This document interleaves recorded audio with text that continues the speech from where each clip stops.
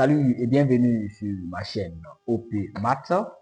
Aujourd'hui, nous allons essayer de proposer une correction pour l'épreuve de mathématiques au BEPC session 2026. L'épreuve comporte deux parties, une première partie et une deuxième partie. Dans la première partie, nous avons un grand 1 et un grand 2. Et dans la deuxième partie, nous avons les 6 1 et les 6 2.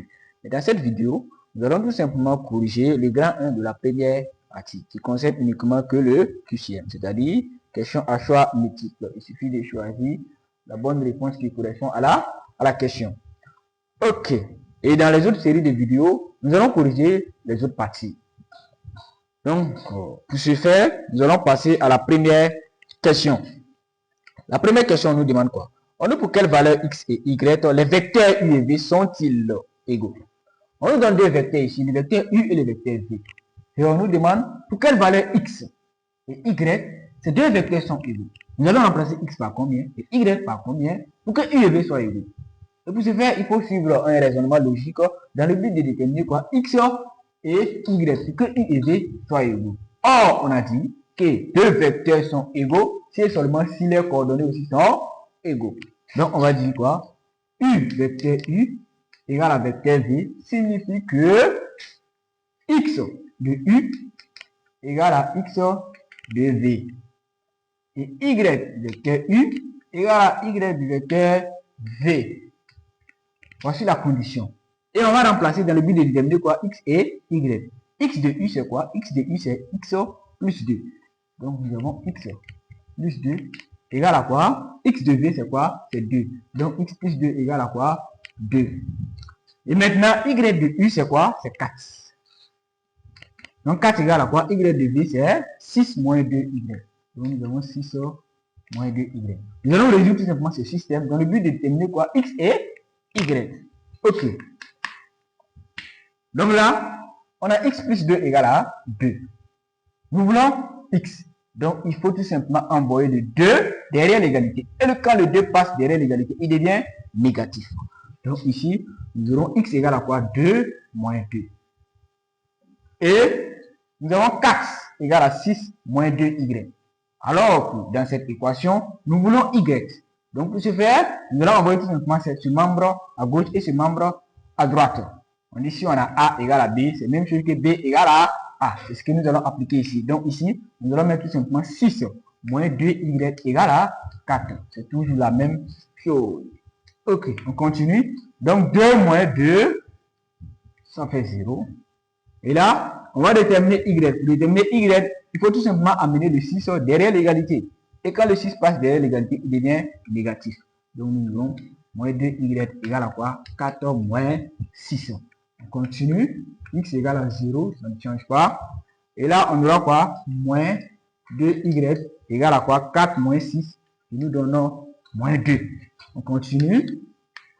X égale à 0. Et y égale à quoi? Si le moins 2 quitte derrière le y, il vient tout simplement diviser le second membre. Donc nous avons moins 2 divisé par moins 2. Et ça fait 1. Un nombre divisé par lui-même, ça nous donne 1. Donc pour que u et v soient égaux, il nous faut x égale à 0. Et quoi? Et y égale à 1. Si x égale à 0 et y égale à 1, alors u et v sont égaux. Donc nous allons vérifier pour voir quelle lettre correspond à la bonne réponse. Et nous remarquons que c'est la réponse B. Donc, 1, c'est la réponse B.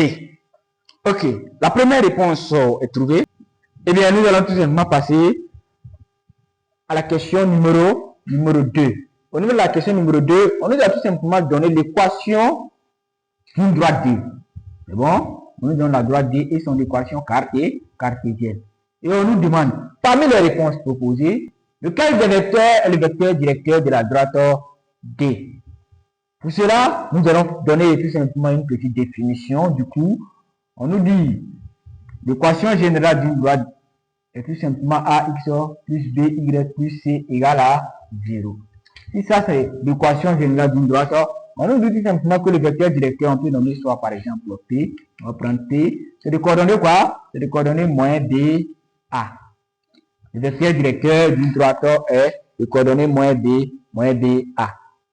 Et si on veut appliquer à notre exercice, on va tout simplement dire que, par exemple, P sera quoi? Les coordonnées B, moins B. Le B ici, c'est quoi? Le B, c'est le coefficient de Y. Le B, c'est 2. Or, dans la formule, on a dit quoi? Moins B. Donc ici, on aura tout simplement moins 2. Et A. A ici, c'est quoi? C'est le coefficient de X. Et le coefficient de X, c'est quoi ici? C'est 1. Donc, on aura le vecteur P de coordonnées moins 2, 1. Donc, le vecteur de coordonnées moins 2, 1 est un vecteur directeur de la droite D. Donc, on remarque que cela correspond à la réponse numéro C. À la réponse C. Or, on a dit que tout vecteur collinéaire a un vecteur directeur d'une droite D et aussi un vecteur directeur de la droite D. Cela veut dire quoi? On remarque que pour avoir le vecteur V, il faut tout simplement multiplier le vecteur P par moins 1. Si on fait moins P, c'est égal à V. Comme moins P égale à V, cela veut dire tout simplement que le vecteur V est aussi un vecteur directeur de la droite D. Parce que V et P sont collinéaires.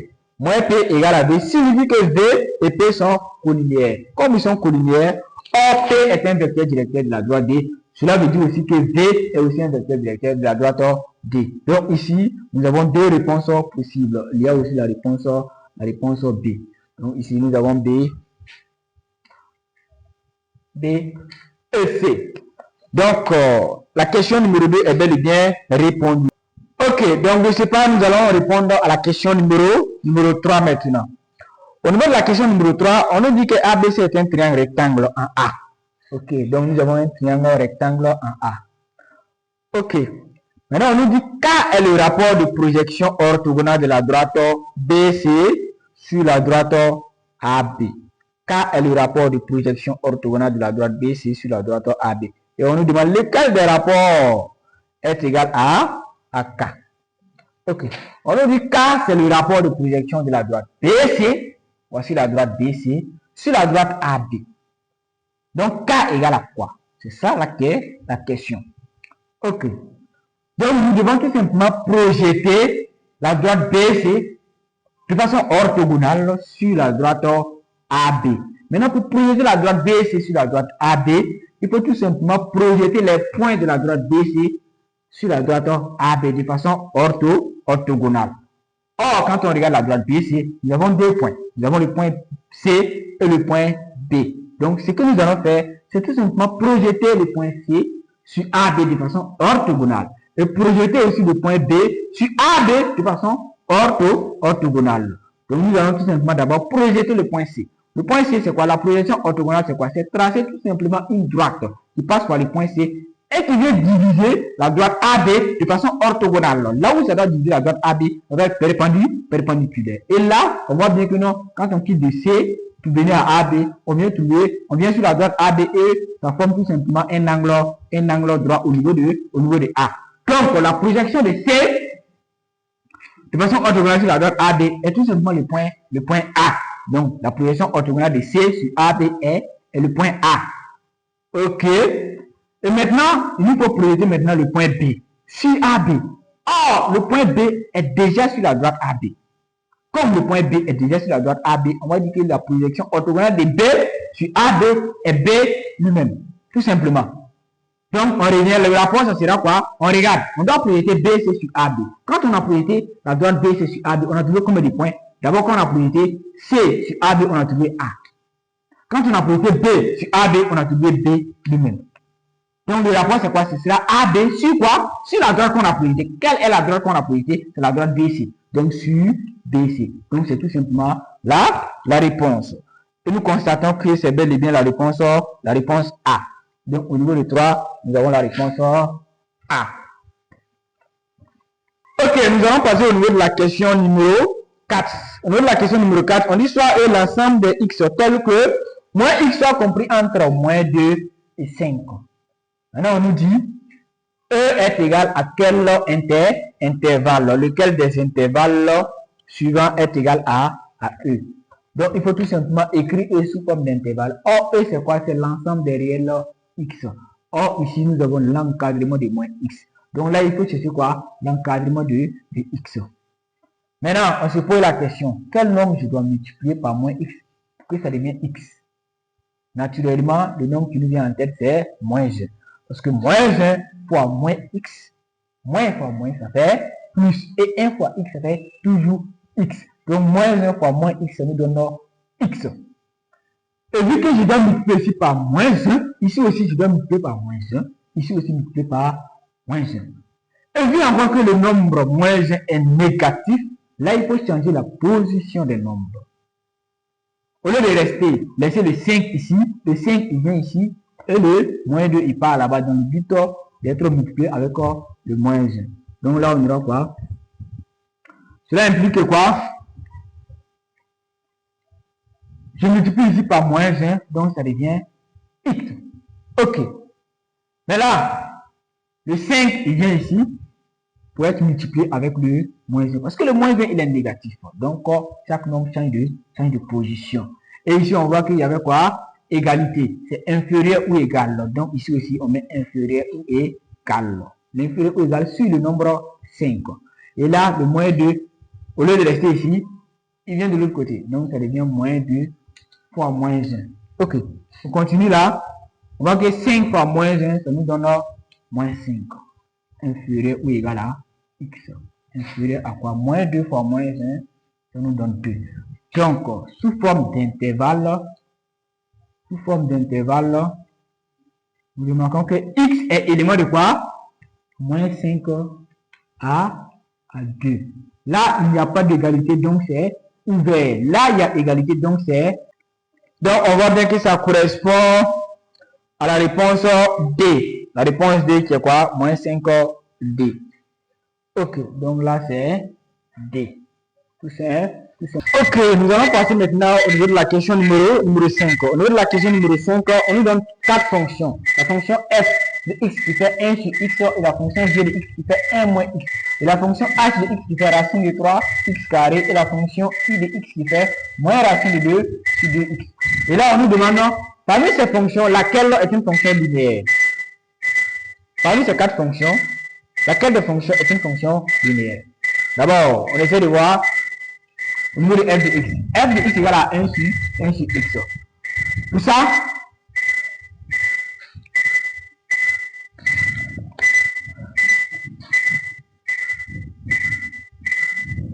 eh bien, passons maintenant à la question numéro 5.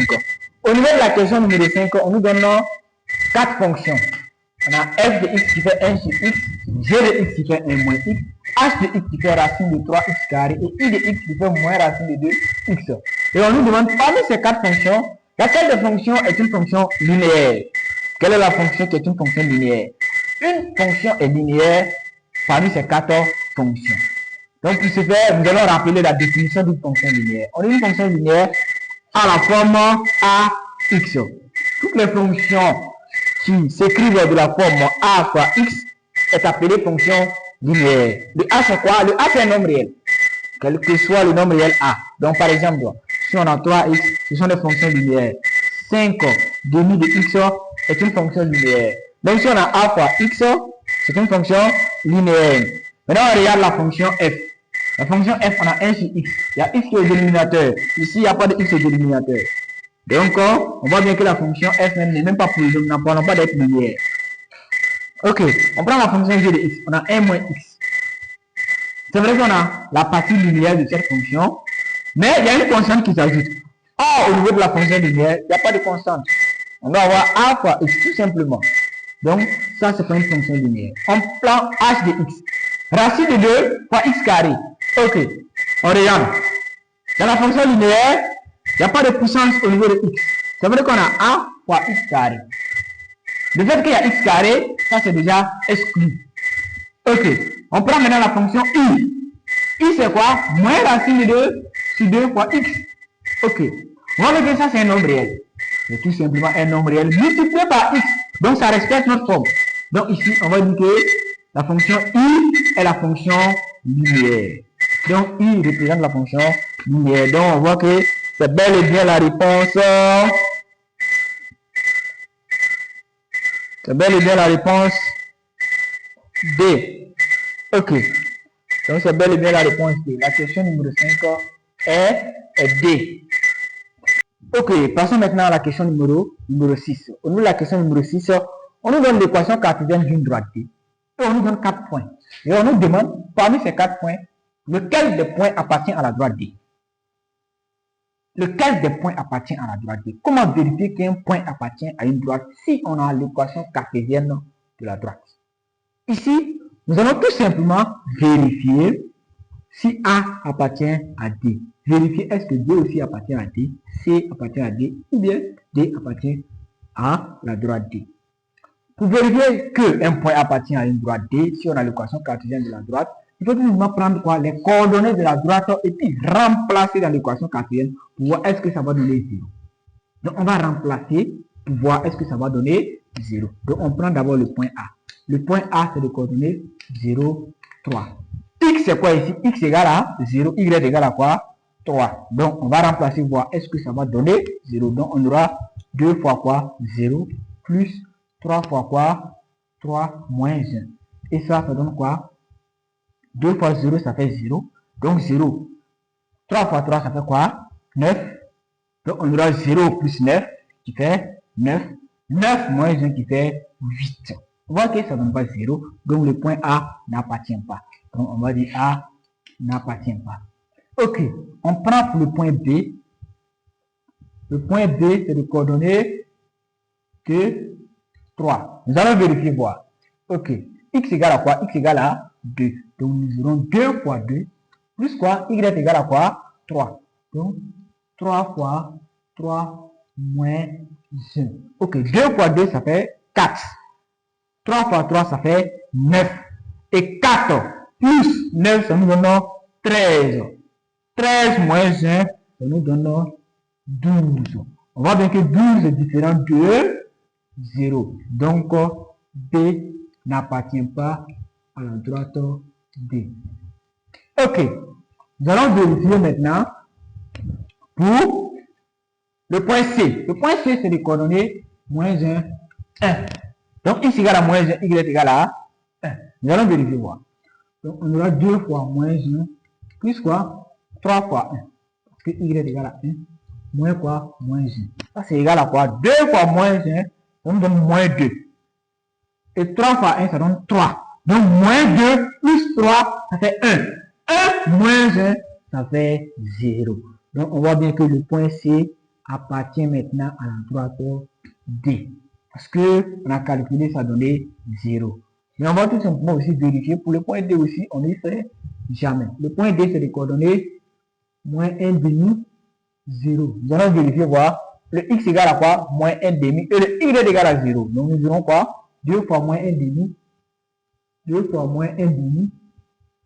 Plus quoi? 3 fois 0 moins 1. Et ça, c'est égal à quoi? 2 fois moins 1 demi, ça nous donne quoi? Moins 1. Et 3 fois 0, ça nous donne 0. Donc, nous aurons moins 1, qui fait moins 2. Donc, le point D n'appartient pas à la droite D. Le point D n'appartient pas à la droite D. Donc, ici, on voit que c'est le point C uniquement qui appartient à la droite D. Donc, on voit que c'est bel et bien la réponse numéro C. La réponse C. Ok. Ok, nous venons de terminer la correction du grand 1 de la première partie, c'est-à-dire la partie QCM. Maintenant, dans les prochaines vidéos, nous allons terminer le sujet. Nous allons faire 3 vidéos pour corriger le reste du sujet. Parce que le sujet il est un peu long. Nous ne pouvons pas faire une vidéo pour corriger tout le sujet. La vidéo sera un peu long. Donc pour ça, on a eu à diviser. Okay. Merci de m'avoir suivi jusqu'à la fin. N'oubliez pas de liker la vidéo, de partager et de commenter. Voilà. Cela aide aussi à la chaîne de grandir. Donc, sur ce, on te donne rendez-vous pour les prochaines vidéos.